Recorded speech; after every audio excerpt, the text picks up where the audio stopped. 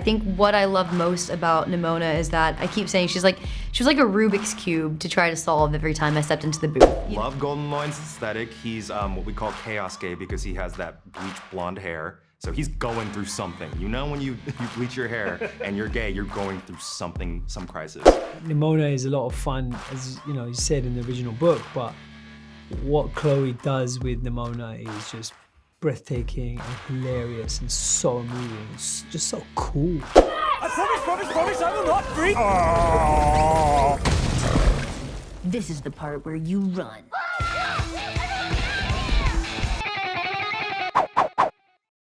It sounded like you were having a blast playing Nimona. What drives the character emotionally for you? Is it her loyalty, her loneliness, her rage, her snark, her resilience?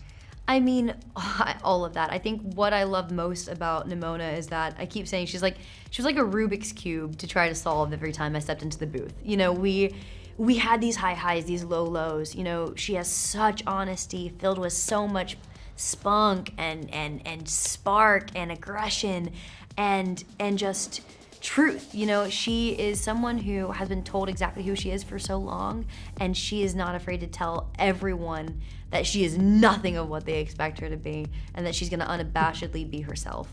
And that's a quality that I think we all need a little bit of. Absolutely. Speaking of that spark, Nimona is brimming with chaos goblin energy, and it is absolutely glorious. Yeah. Did you do anything to psych yourself up between takes or to prepare for the role in general? I think I just let it all out. I think, you know, a lot of people that know me know that I can have a little bit of gremlin energy in there. And what was fun was kind of like going for it. And Nick and Troy, the directors, are, you know, two guys that are not afraid to push the envelope when you're in the booth. And they just kind of, it was like, you know, more and more and more, you know, yes and was kind of the general consensus with it.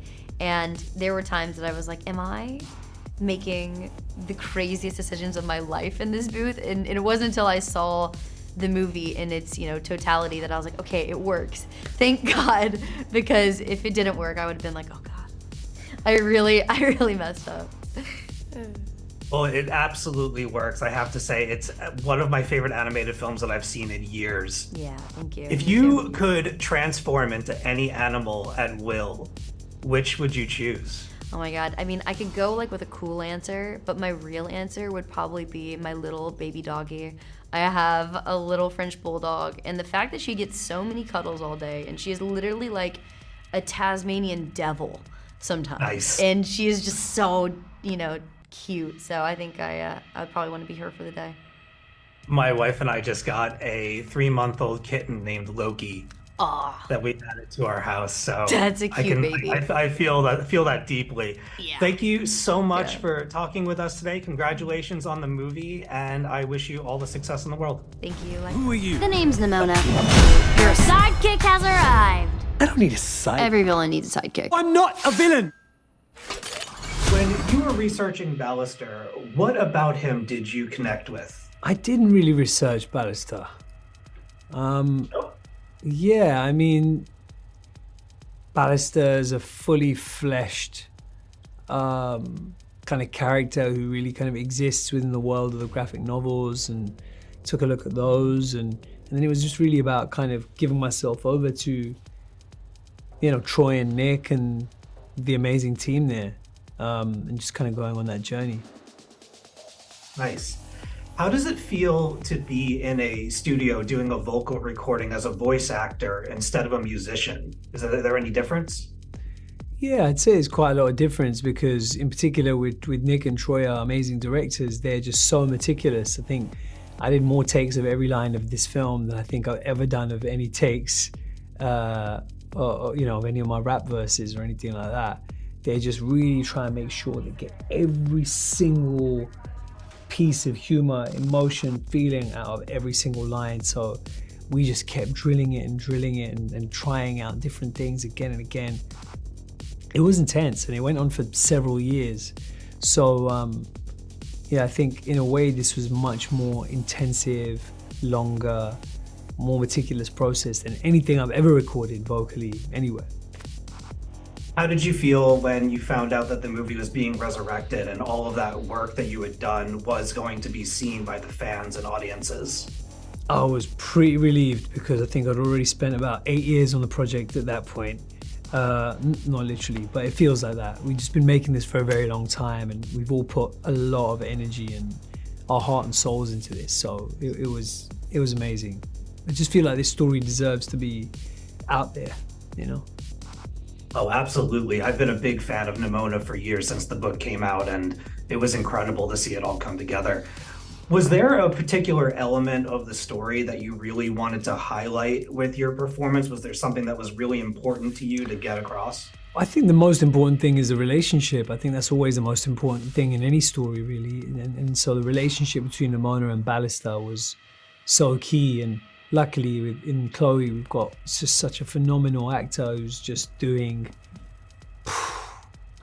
just bringing this character, I think just one of the best kind of animated, main characters that we've ever seen.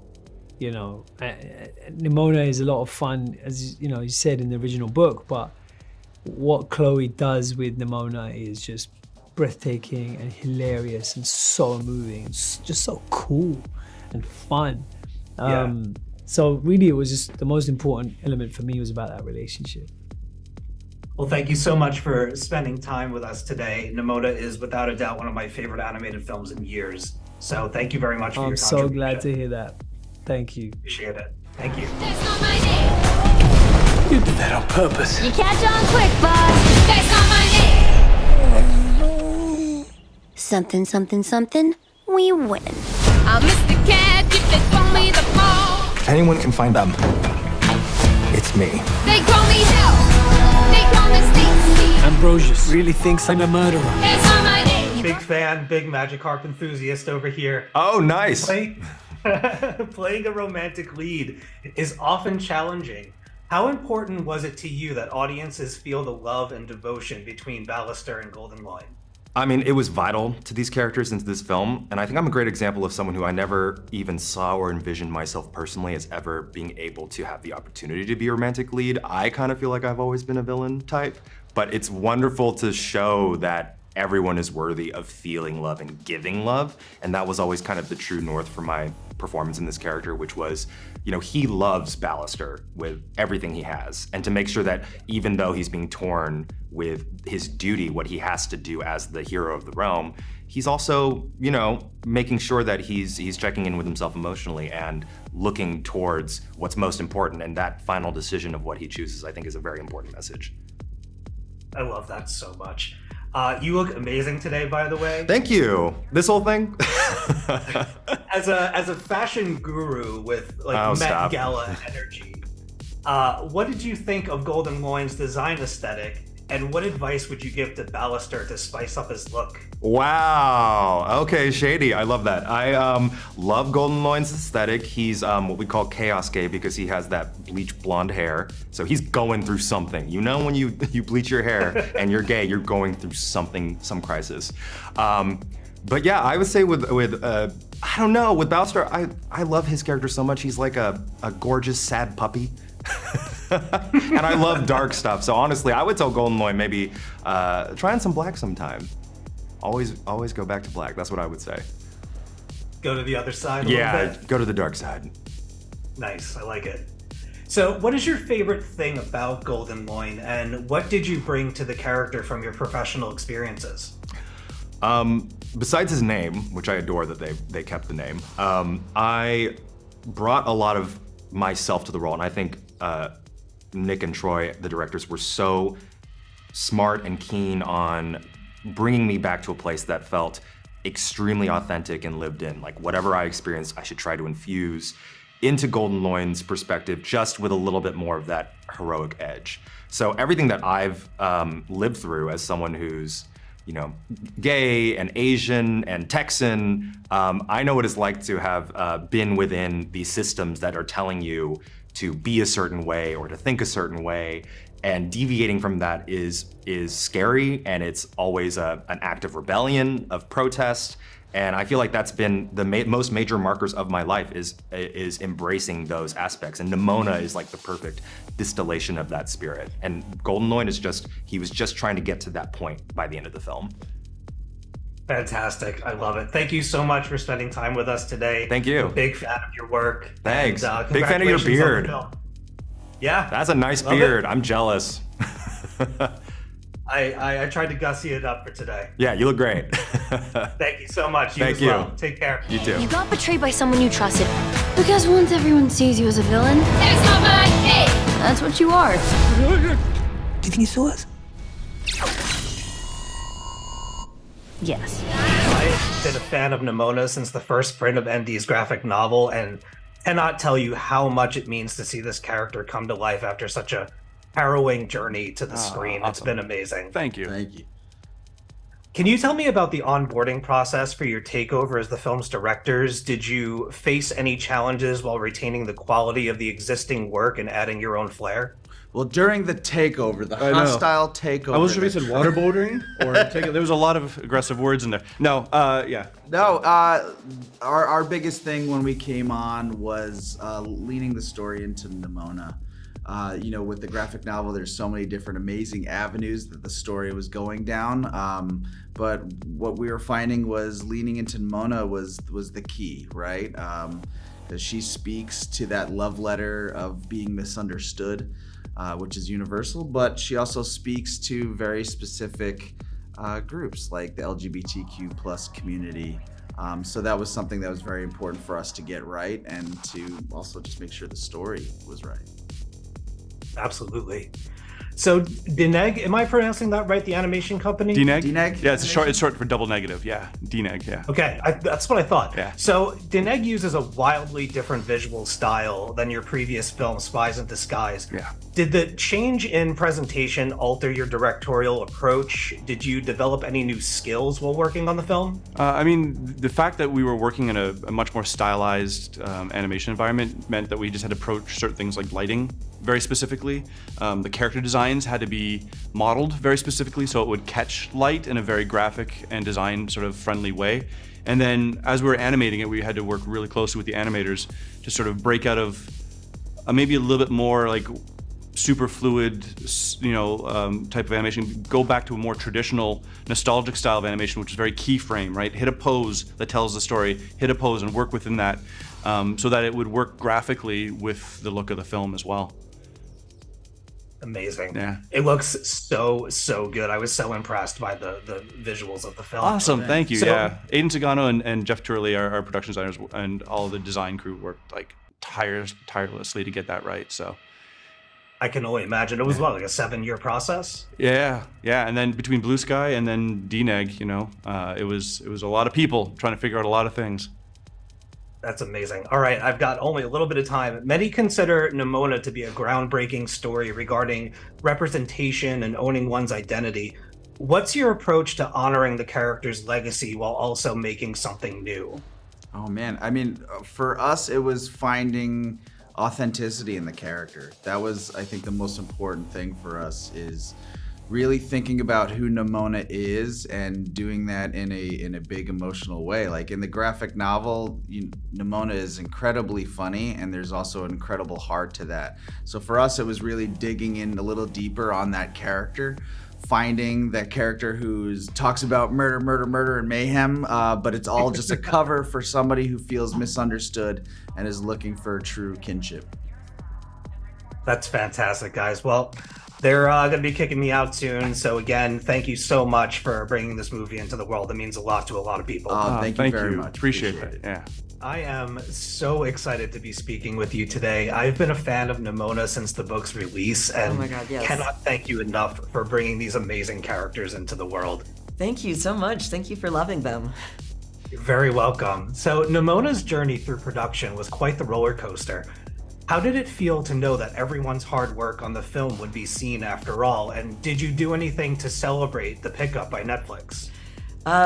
We are celebrating right now. It has been like 2 weeks straight celebration where I think that we celebrated at the time too, but I think we're all still waiting for like the rug to get pulled out again, just from how many times the rug has been pulled along the way. So I think it's just starting to hit us all at the same time right now. It started with when we were in Annecy last week, and we just like are riding so high. Like, we have not stopped celebrating. Yeah, so we are having a great time just enjoying that this is finally going to come to fruition, that all of this is really going to be seen. It's just starting to sink in. That's incredible. I'm so happy for you. What was your favorite change to the story or characters in the transition from book to film? I think that one of my favorite parts is one that I really wanted to see. That's from the book, that I really wanted to see it in the movie, and I didn't know if I was going to, because it's like you just have to get it right. And that's Nimona's final rampage through the city. And so it was something like, you know, even with the graphic novel, it was like there were people, like, I got notes that were like, oh, you know, is it too scary? Is she too like unsympathetic by her literally becoming this monster? Like, it's like, will she be aspirational enough? But I always felt like it's the reason I wanted to tell this story is that, like, that manifestation of rage at the heart of her that she expresses, that's why I wanted to tell the story. But how do you do that in an animated family movie? Like, you can't do it in the same way. In the comic, it's like, it's a little bit more edgy and gritty, and like people die. Like, and then they found this beautiful way of striking that balance where not only were they honoring her rage and that messiness and darkness at her heart, but also her grief and the way that, like, she is very vulnerable, even though she's like also invulnerable. I think that it's different from the book, and yet they stayed true to the heart of it while also taking it forward in this really beautiful way. And just being able to see her and see her be loved for that, like, monster at her heart is so emotional for me. It definitely, it got a few tears out of me at the last time I watched it. Yeah. Oh, my wife and I were tearing up multiple times. We'd been waiting years to see this, and we were so excited and so thrilled by the result. Thank you so much for speaking with us today. Enjoy yourself. Thank you. Yeah, thank you. Oh, I like where this is going. Let's break stuff.